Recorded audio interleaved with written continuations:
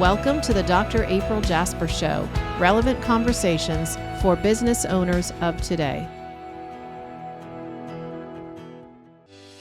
Are you looking for a nutritional supplement to help with your day-to-day vision needs?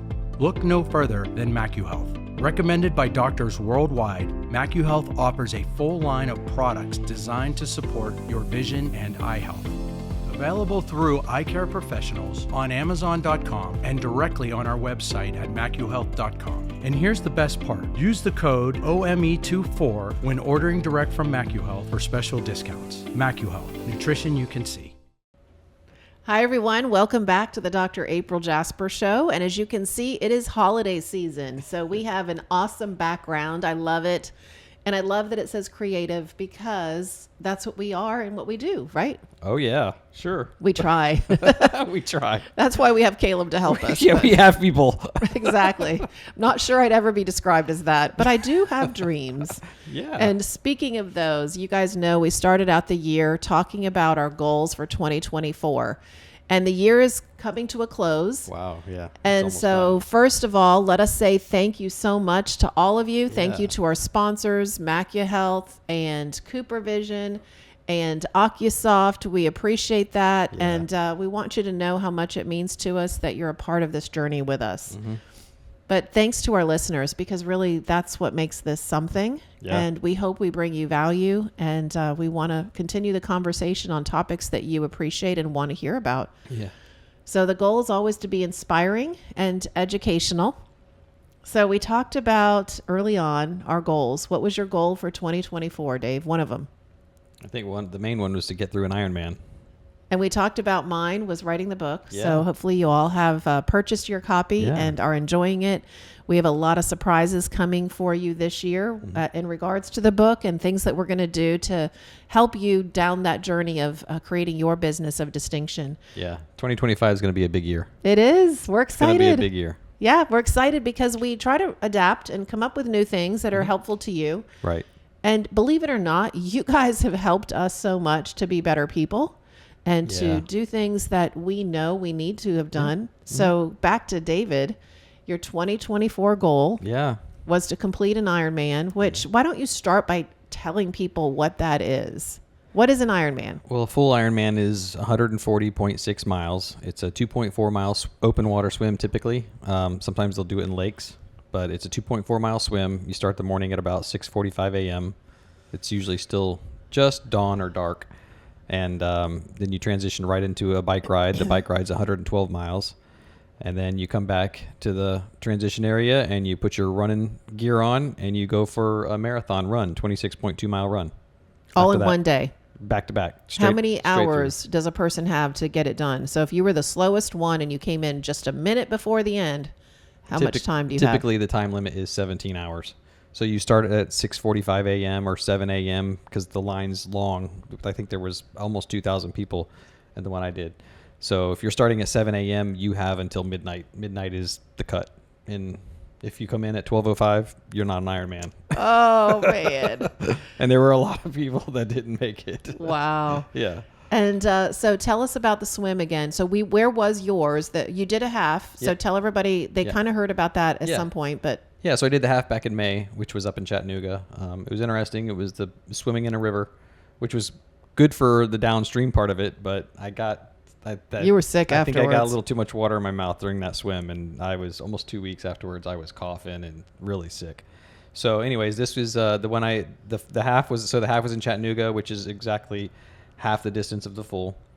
And then I got the full Ironman done in November 2nd. Right before Saturday. your birthday. Yeah, Panama City, Florida. Yeah, it was right before my birthday, and the election day. So it was a crazy pre-election weekend and all that stuff. So it was good. It was in Panama City, Florida.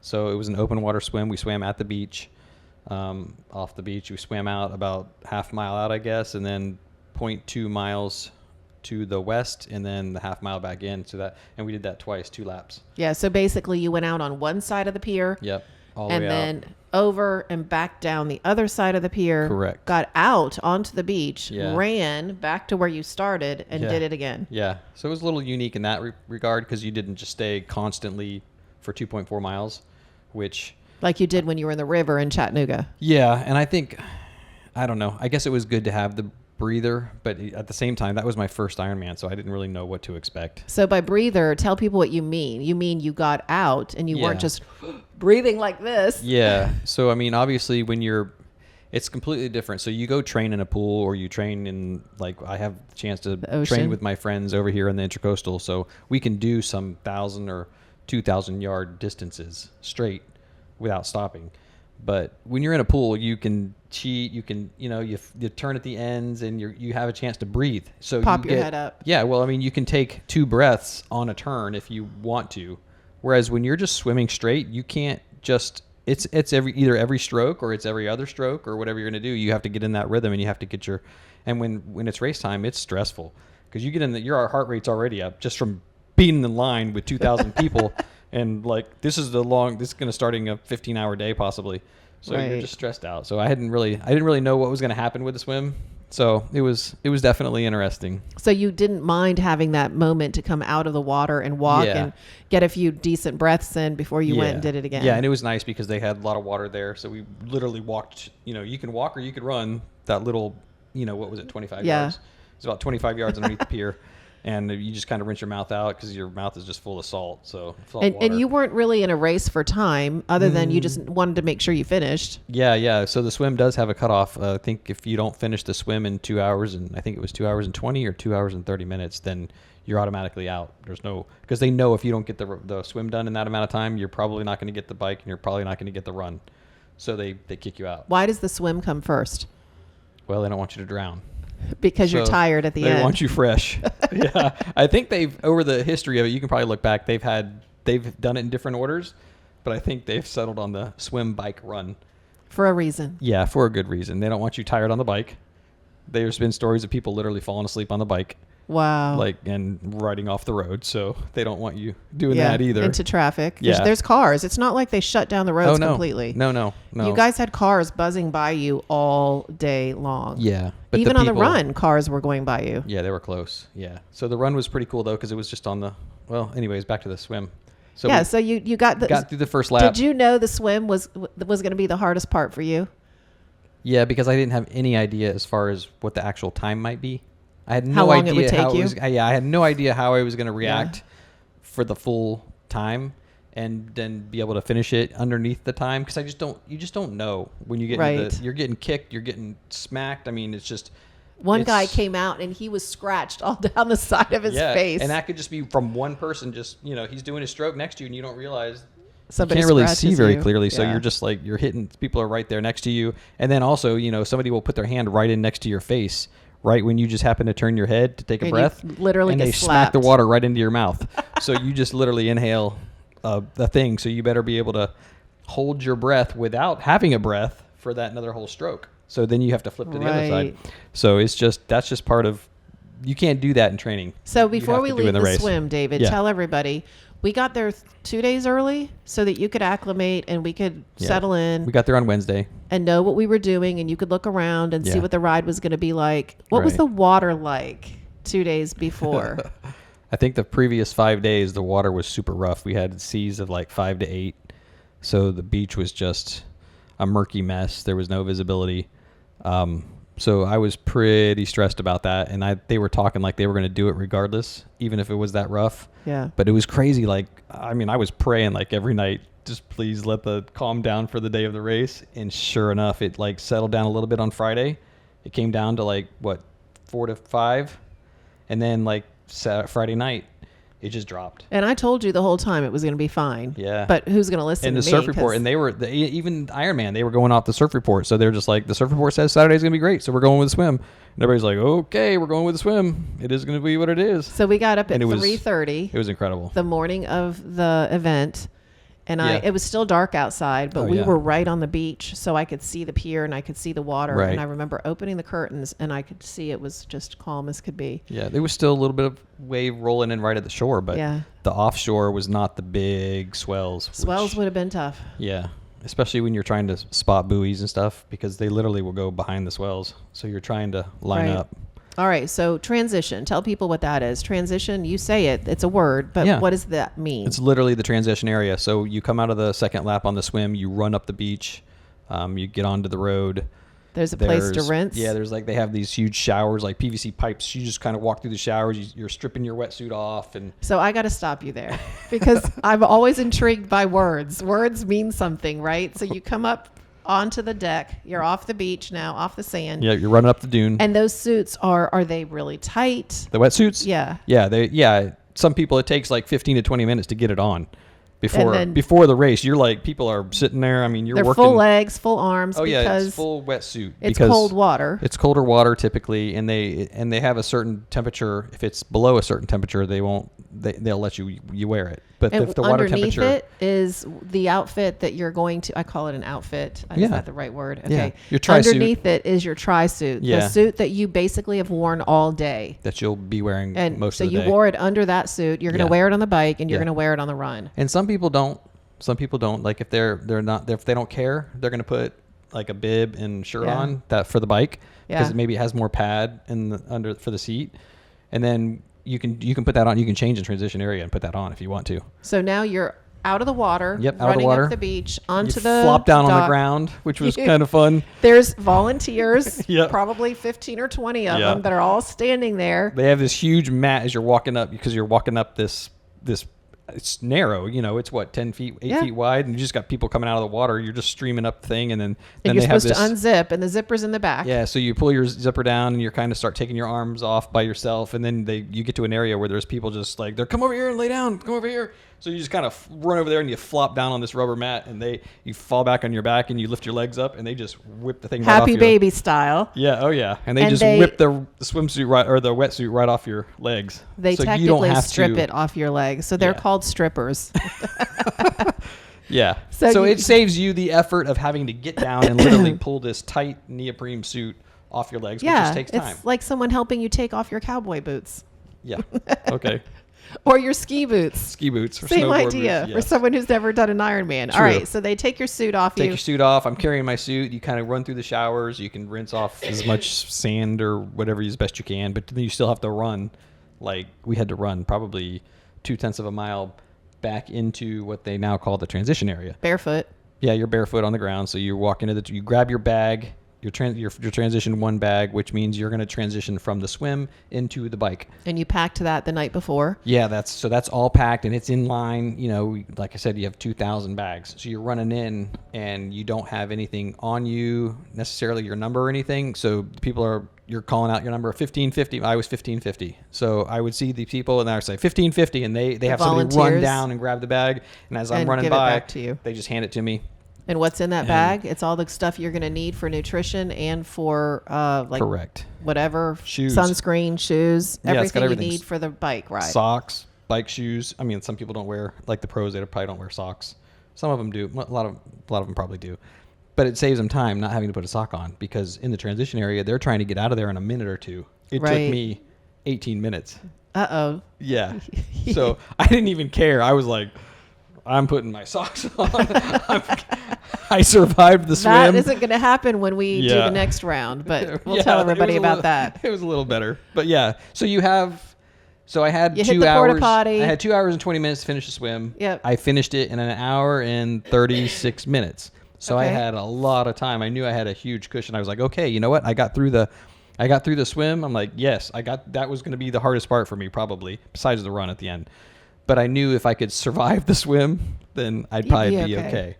So I just kind of was like, okay, I got it. We're going to do this. And we're going to just keep on going. So I ended up, I had to pack as much food as I could in my tri-suit. Right. Whatever fluids I needed, I could carry on me. He's pointing to his back for all of you who can't see it because there's pockets all in these suits. And these athletes, women and men, they have stuffed all of these products that they're going to need throughout the day into every pocket they possibly can to make sure that they survive. Because you're starting a bike ride now. So you're starting a 112-mile bike ride. And it's a little different as an Ironman because there's no drafting allowed. So it's an individual sport. You are by yourself. If you get caught behind somebody because they save you. Yeah, the effort is unbelievably different between pulling in the front or being in second or third place where you can take the air with the wind totally off you. Yep. So you have no headwind basically, which can take 25, 30, 40% of your effort and eat your energy. 25 yards? What is it supposed to be? Distance between you? It's 6 bike lengths. Okay. Basically is what you have to do. And if you go to pass somebody, you have to pass them in 25 seconds. That's the 25. Yeah, 25 seconds. You have to pass them in 25 seconds, and you have to get past them in 25 seconds. So you have to be able to prove that you can do this as a person, not with the help of anybody else. Yeah, on your own. It's an individual sport. We are thrilled to have CooperVision as a sponsor of our show. CooperVision is a global leader in contact lenses, serving eye care professionals and lens wearers in over 130 countries with the widest range of prescription options. CooperVision can be trusted to have a contact lens that meets your vision, lifestyle, and budget needs. From 1 day to 1 month replacement lenses, there are lenses for most prescriptions in any lifestyle or budget. CooperVision brings us the first and only soft contact lens designed for myopia control and FDA approved to slow the progression of myopia in age-appropriate children. Thank you to CooperVision for living your mission to provide innovative products to help millions of people see better each day. So, David, as you think about the accomplishment of completing the Ironman, you are an Ironman. It wasn't just what you did that day, but it was what you did leading up to it. So talk about that long-term 1-year plan. We announced on the show that you were going to do this. Yep. And I put you on the spot. I didn't even prepare him, you guys, that day. And I don't most days. I just said, hey. Today I don't know what we're doing. Exactly. I just said, hey, what's your goal? And he said it. And then what was that long-term process? Right. So the half Ironman, we started out with that, right? Yes. So I started that. I think that was a 4-month plan. That started immediately. Like as soon as we did the talk, I said, Anthony, I'm going to need help. And so he got the plan going. We got that done. And that was the exercise plan. So what time you get up, what you do every day. You took Sundays and Mondays off. Correct. But every day of the week, other than that, you had a pretty significant exercise routine. Yeah. I mean, some of it's small. So the swims are fairly short. They're an hour-ish. Maybe you get up to 2 hours, but that's the shortest exercise that you do. But then you have the swim and the run, or the bike and the run. So after I got through the half Ironman, then we went right into, I took a break because I was sick for almost 2 weeks. Right. Then I kind of got back on the bike and I did the race up in North Carolina with the guys. I did Blood, Sweat, and Gears. So that kept my bike going, got my legs back in it, got going. And as soon as that was done, Anthony and I and you implemented the training plan that was almost 6 months to get back to go for the Ironman. Were you ever discouraged in the middle of it? Oh yeah. Of what? The training let's talk training first. Okay. Did you have any moments along the way where you're just like, yeah, I don't know about this? Oh yeah. Those Saturdays you remember the Saturdays I was up on the road by 5 o'clock in the morning and I didn't finish till noon to 1 most Saturdays. And then you were pretty much wiped the rest of the day. Oh yeah. I mean, I'd get home and I couldn't move. So I was like, okay, I didn't eat enough, or I didn't fuel enough, or I didn't drink enough. And I'm just like, okay, it took me like 2-3 hours to be able to move. Remember? Right. I just come home and you were like, Saturday's done. I'm like, yep, Saturday's done. Okay. So, all right. Yeah. So then short term. And then we had a trip in there. True. We went for 12 days, like vacation. Right in the main. And there were lots of trips. I mean, we travel. That's what we do for a living. Yeah. So we were traveling all the time, and you had to find a pool, and you had to find a treadmill. Yeah. You had to find a bike, stationary bike in the hotels. And there were a couple of times you took your bike with you. Yeah, so I did. You have to be committed. Yeah, we're going next week, and we'll probably take my bike with me because I'm starting for the next one. That's right. So, all right. So then let's transition to short-term goals and short-term preparation, which to me is the night before. Yeah. Even the week before. So we went a couple of days ahead, and then the night before, talk about that. Yeah. So a couple of weeks ahead, you're buying stuff. I'm buying all my nutrition. I'm make sure my bottles are good, to make sure the lights or whatever I'm going to use on my bike, or make sure the tires are right. All that stuff is like the couple of weeks before. Making sure the tri-suit's going to fit me right, and I wear that a couple times before just to get some swims in. It just, all those little things count, and you don't realize how much training you have to do because you can't just wear a suit for the first time. Or shoes. Or the shoes or socks or any of that, because it's going to rub you the wrong way and you're going to be a mess when you're done. So, yeah, I had to get shoes that I could break in for 2 months ahead of time. and just things like that you don't think about. And then we get there, and we get there. You checked out the area. So you drove the path, and Yeah, you saw where you were going to ride. Yeah, we drove the bike ride because it was 112 miles, so we drove most of it. I think we drove some of it coming in. Yes. Probably drove half of it coming in, and then we drove the other half just to look at it. Did it make you feel better to see it ahead of time? Yeah, it does. I kind of thought you might want to swim, but you didn't. No, I didn't want to. I was like, nope. No, the ocean was so rough that I'm like, true. I'm not You going didn't in wanna that get water. freaked out? Well, yeah, I didn't want to go in the water, and I was like, you know what? I'm just going to wait because I'm going to save my arms for the race day, because if it's like this on race day, I'm going to need every ounce of energy I've got just to get through that swim. So then you check in the day before, wasn't it? Or 2 days before? We checked in a couple of days before. And they give you all of those bags that you told people about. Right. And so at every transition, so you had 2 transitions. So we have 2 transitions. And then there were 2 other stops. Yeah, so you have the bike halfway point that you can bring your special your personal needs, I think. Personal needs items. So like for me, I don't typically drink the stuff on the course. I'll drink the water on the course, but I don't drink their Gatorade or anything like that because sometimes my stomach can be sensitive to their stuff. You have your own products. So I have my own products, and so you put it in that bag, and at mile 55 I would stop, and I did stop, and I got more goos. I got my gels. I got my cookies or whatever I needed to put in my shirt, in my bike if I needed to restock. Applesauce, and then mustard, pickle juice. Yeah, mustard and pickle juice were pretty important for cramping. And so you reload that at halfway. So that's a personal needs on the bike. Then there's a personal needs on the run too. So you get that halfway through the run. And so everybody knows they gave him his number stickers. Right. And so every one of those 5 bags. So basically what we did is we laid them out on the table and put the sticker on all 5 bags because that's how he's known as 1550. Yeah. And then you load it with whatever you're going to need for that entire time. Right. Or for the rest of that time, obviously. Right. And so you have to map out where am I going to be at that time? How much stuff did I put in my jacket or my outfit? And can I carry and bottles how much, and how much needs to go in the bag? So that was, honestly, for me, that was one of the most stressful moments.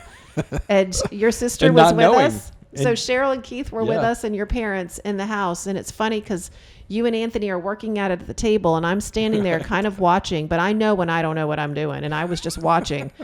They're all over there sitting and they're paying attention, but they're doing what I was doing from a distance. And we're all watching and listening. And finally, I just looked at you guys and I just quietly walked away and I go and sit down and Cheryl goes, "Too much for you?" I said, "Yeah, I don't have any idea what they're doing. I just want them to get it right because I know it's everything." Yeah, and it was everything. So if you don't have that stuff set. And that's what I wanted to get to next. So I know what Anthony says. I know what he taught us. Because as you're out there on the course and you're doing what you're doing, Cheryl and Keith, your mom and dad and I are sitting there with Anthony, not sitting, but we're following you all over creation. Right. And we're talking to him the whole time saying, what is going to make it? How are we going to know if David's going to make it? And what is the most important thing right now? And the most important thing, you just said it, he said that's going to be the determining factor as to whether or not you make it was the nutrition. 100% nutrition. And that's all about how we planned it and how you then consumed it. And how I executed on the different parts. So I knew at mile 55 on the bike, I was pushing too hard and I got my heart rate up too high and the wind was in my face and I just went for like almost an hour and a half of just complete nausea where I just wanted to throw up so bad. But I was like, you know what? I'm just going to bring my heart rate back down. I'm going to slow down because I know I've got to, and it's just, you're just overexerting yourself for no reason. And it's just like, you'd calm down. I got my time. I know where I'm at. I know my time's good so far. I know I'm way before the cutoff on the bike. So I brought it down and I got control of it. And that was probably after I saw you guys, I think I saw you around mile 60 and about mile 75, 80, I finally got that under control. Yeah. So I finally was like, okay. He speeds by, and I said to you, "How are you doing?" And I could tell your face didn't look right. Yeah. I mean, we've only been married 32 years, so I should know. And I see him as he speeds by, and I'm just like, "Are you okay?" And he says, "I'm a little nauseous." So we didn't have time for a conversation. Oh no, it was go. It was truly just, and he's gone. Yeah. So we look at Anthony and said, "What do we do now?" He says he's sick. What's going to happen? And he says, "Well, if he's really that bad, he's going to throw up, and then he's going to get back on, and he's going to drink, and he's going to go, and that's what you do." Yeah. But you never did. No. You got your heart rate under control. I got my heart rate under control. I brought it down lower than I was anticipating I needed to because I knew that I still had to run. I still had a marathon to run. So I Yeah. brought my heart rate down, got it down as low as I could, and just kept on going. And unfortunately, I turned that corner when I met you, and it was into a headwind for about 22 miles. So do you guys get this? So I love the story because it's exactly life. It is. So You just you don't have know. to just keep on going. Yeah. You have to be consistent. You have to pursue your dreams. And when you run into a headwind, what do? You put your head down and you pedal. You put your head down, you get as small as you can, and you just concentrate on what the plan is at the end, and you just keep on pedaling. And you get your head in the right space. Yeah, and it was good because if I was passing somebody, or if somebody was passing me, what I think that's one of the most amazing things about Ironman was I'd see somebody that I was passing, I'd be like, keep going, you got it. Yeah. And kind of that helped me just, I don't know.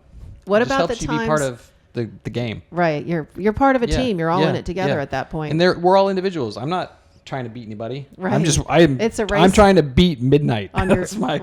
It's a race against the clock. Yeah. So what about, David, you did tell me, and I will share, that there were times people passed you and you're like, what? You can't be going faster than me. Oh, yeah. So, the guy that was 15 years older than me and probably had 50 pounds on me or 60 or 100 pounds on me, passing me on my bike. And I'm like, what is even happening here? I don't even understand this. And the same on the run. So that's a life lesson too. So what happens? Do we ever amazing. have moments, and social media is the enemy in this sense, I think, for a lot of people, where you see somebody else's life and you think it's better. You think they've got it figured out, and you put yourself in a spot where you're just, and I used a word earlier, jealous, when I was with Allie and we were recording. And jealous, to me, I'm not jealous ever and wishing people ill will. I see people and I admire them for what they have done, and I want to be more like them. That's not really jealous. That's the wrong word. Right. But when you see that. No, that's not jealousy. That's inspiration.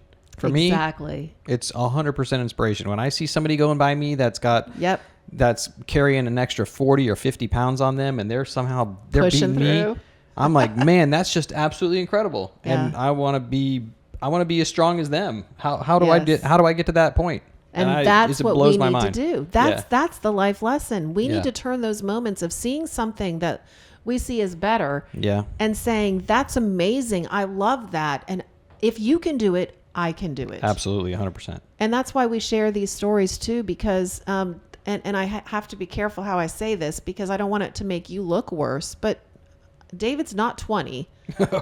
And he set a goal a year ago. Yeah. And you did it. Yeah. And that's incredible. If you can do it, they can do it. Yeah. And I think that's the biggest part, that it doesn't matter your age. You can go out and do this. It's up to you how much time you want to put into it. Or whatever it is you do. Yeah. I mean, I can't, because medically, there's no way I'm ever going to do it. And that's a story for another day. And that's okay. Yeah. I have my moments where I watch you and I go, I want to do that. But then I have to sit back, and honestly, your sister was amazing. Cheryl goes, yeah, well, he can do that, and then you can do what you do.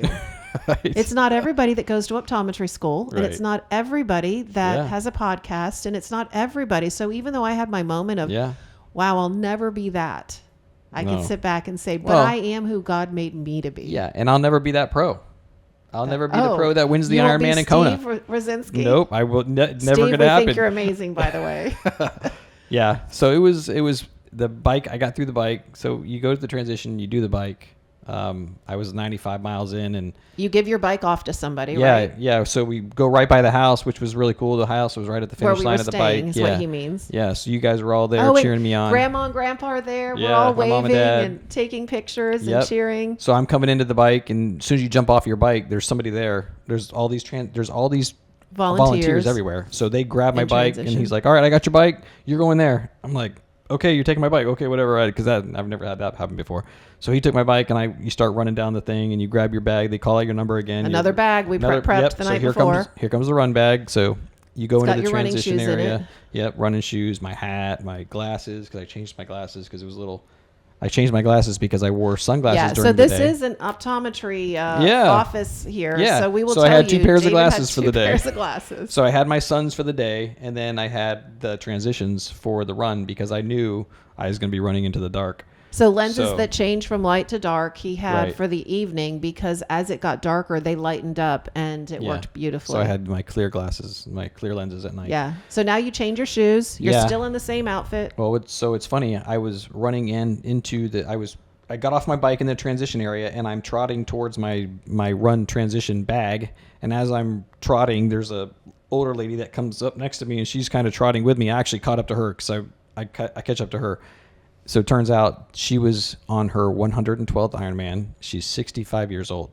That's incredible. And she's 65 years old. She's about to finish her 112th Ironman, and she's probably got 50 pounds on me. Yeah, she was impressive. And I'm just like, are you kidding me? You needed inspiration though, right then too. Yeah. And she goes, okay. She grabs her bag. She's like, all right. And I'm like, good luck. Have fun. She's like, go Dave.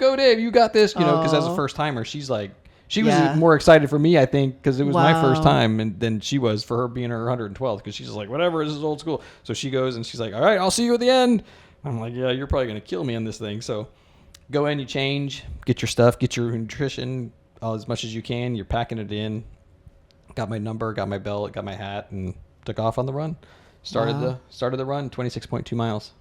So my goal was to run and then walk, and then run and walk as much as possible. And I got through about 16 miles of running and walking. And then my body just totally gave out. So should we tell them the story though, as when I met up with you, and once again, you were a whole day of this. This is insane. But yeah, I'm 14 hours in. You're not feeling so good at that point. Yeah. You're a little nauseous, right? Yeah. And that's what happened at mile 16.5. I was just like, I have nothing. There's no more running left in me. And I'm going, oh my gosh, I have 10 more miles and I have to walk 10 miles. I'm like, I don't think I'm looking, because you're just watching your watch. I'm like, I don't think I can walk 10 miles and still make the cutoff. And then, so I'm just kind of walking. I'm walking as fast as I can. I'm doing like a 15-30 pace walk, which is trying to do nutrition, which is killing me, because I'm like nauseous and just miserable. And finally, after about 2 miles of that, you're just walking and people are passing you, you're passing them, and there's people going back on their second lap and they're finishing the race, and you're going, man, I can't believe I have to do this much further. And I'm seeing all these people. But finally, this guy catches up to me. His name's Dave. His buddy had gotten out at the bike, and he was having like heart issues. So he got off the bike. Yeah, he's a doctor, and he ended up going to the hospital. So he's like, I just hope my buddy Jim's okay, or I forget his name, Jim, whatever. So you guys start talking. So Dave and we walked. So he ended up staying with me. He's like, we got plenty of time. He had done like 8 Ironmans. So I was going, okay. He's like, yeah, I really killed it on the bike. I got 2 flats on the bike, and then I went really hard because I knew I was going to have a hard time with the cutoff. So I way exerted myself, so I can't run anymore. So I'm like, oh, so you're walking the rest of the time? and he goes, I'm probably walking the rest of the time. He's like, just stick with me. And I'm like, no problem. Because on the run, you're not drafting. You can walk and talk whatever you want. Right. So it then becomes kind of more like a... So he had left you, I think, by the time I got to you. You had 2.5 miles left. Because Anthony was kind of with me, and he's like, I'm like, go ahead, and I'm waiting for my wife or whatever, and you're gonna come talk to me. So you guys will love this. Yeah. I found out from Allie. So the kids couldn't go with us because Allie had school, so she's watching from home, and she told us that she'd been watching people on YouTube come through the finish line all day long. Live, right? Live, yeah. So YouTube was broadcasting. I didn't even know until she told me right before I went to meet you. Oh, okay. So now I go to meet David at the 2.5 mile mark.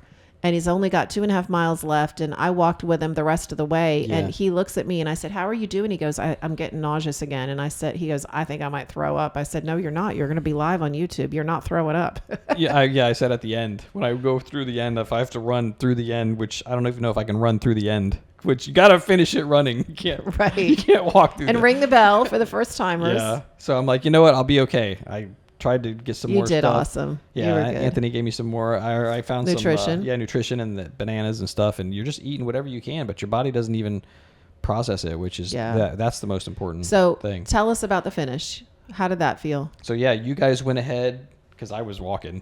Family, so you guys we wanted could walk to be faster there. Than me. Yeah. So you guys went ahead, and it was it's pitch black. It's 10:30 at night. Yeah. Right. I mean, it's 10:30 at night right now, and we started at 7 a.m. So I'm probably at the last half mile to go. And I'm like, all right, you know what? I've walked enough. I think I'm okay. My legs are not cramping too bad. I'm just going to try and jog as much as I can. And I ended up jogging, I think, the last half mile, and you come down along to the beach, you take the right into the little shopping area, and they've got the whole thing is just lined with people. Yeah. It's got there's all those grates, and there's people along the way, and there's people videotaping, and they're just screaming at you. And it's 10:30 at night, right? Yeah. I mean, they're just like, come on, you got it. And then you get to the bell, the first timer's bell, and the thing was broken. So they have a thing that's inside the big bell. You're supposed to ring the bell, but the guy's like, here, I got the thing. Oh my gosh. So I'm just like, oh, okay, what do I do with this? So I smacked the bell a couple times, and my buddies Anthony was there, right? Yeah, they're you were videotaping. I'm at the end with your parents. Yeah, and so Cheryl the bell's Keith. probably 100 yards off the finish line. So then I ended up running the rest of the way and made it across, and everybody was there. That was incredible. It was a long day. 15 hours and 36 life minutes. lessons. Tell us about your 15 hours and 36 minutes of life lessons. Everything goes through your head. Yeah. Everything just over and over, and some new stuff every once in a while, and you're just like, you know what? This is cool. I can do this. I'm going to get it. It's just a matter of taking my time and just going. You just keep on one foot in front of the other, or one pedal in front of the other. I think it's another example too, David, of how anybody can do what they've set their mind out to do Right. with the proper practice, preparation. Got to have support. Yep. You got to have coaches. Prayer. A lot of prayer. That's for sure. And it's nerve-wracking the night before, the morning of. You're walking over there at night. And I still look at the first one that I did in Chattanooga. I see those pictures of us walking over there in the morning, and I can see the look on my face in those pictures, walking to even that Chattanooga. And that was just a half Ironman. And I was like, this is insane. It's 4:30 in the morning, and I'm like, I'm going to die. And I just know the race is just getting started. And I was so nervous. And you just see those pictures. I see those pictures now, and I'm like, oh, I don't want to look at it. But you just push through it. And that's what makes it happen.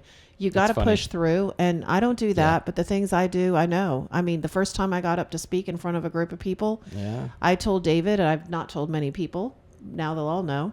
It's been 15 years. I was in an elevator. It's 2009, right? Yeah, I remember. I was in an elevator with you, and my dad was there in Washington, D.C. at the AOA. And I was getting ready to go do my very first lecture. It was 2 hours long. And then I had another one to do after that. And I remember being in the elevator, and I was so scared that and I still to this day say, if my dad and my husband had not been in the elevator with me, I think I would have gone to the bottom floor, gone out of the elevator, and run. I would have never shown up. I was that terrified. Yeah. And look what happened. Yeah, you just don't know. And that's why the support of the people around you is so important. Yeah. But do not take away from the preparation, all the hard work you put into it, and the planning, long-term, short-term, and the day of, what does that look like? And envision success. I think the one thing David and I kept talking about, you knew that a lot of it was in your head, a lot of the fear of swimming. Right. And so we kept saying over and over, see yourself getting out of the water. And the run too, you just don't know what to expect. You don't know the times. It's just a long day. It's so hard to think forward. Yeah. And go, okay, I've got this transition, then I've got this transition, and then I've got to finish this thing. And you just can't put yourself in that, because you don't know, especially if you've never done it. You just don't know. It's going to take me 6.5 hours to finish that bike ride. So what am I doing at 4 hours in? And then it's going to take me another 6.5 to do the run. So what's going to happen at hour 4 or hour 5 and hour 6? You can't plan for that stuff. So you just have to get through it. Well, we were all and still are, very proud of you, your family, all of us there to support you. Is there anything you want to say to folks as we close this out? Just thank you for being there. And it was just amazing. I had such amazing time, my family and friends. You can't say it enough. And you can't express your appreciation. So. And all of you listening. I mean, David had people coming up to him everywhere we went around the country. Funny, and I was like, are you talking to me? And the guy's like, yeah, I'm talking to you. He's like, all right, how's your training going? I'm like, oh, it's going good. I'm like, people, we don't even know. You guys were amazing and continue to be that. Yeah. And so we thank you. We hope you'll listen to the next one. We're going to tell you about our goals for 2025. Oh, boy. That's really important to us now, that we keep you a part of that, because you help us to make it happen. And it has... I'll tell you, our practice has grown. It was a great year for us. And I honestly attribute it to the people that listen to us, the people that support us, because you encourage us to continue to be strong in what we do. Right. So thank you. We want to do the same for you. We want to bring you up. We want to build you up. We want you to be inspired, educate in areas even that we don't know. But we will learn, and we'll bring the guests on that will help you. So thank you all. We hope that you have a fabulous holiday. Merry Christmas, Happy New Year, Happy Hanukkah. We just wish the best for all of you.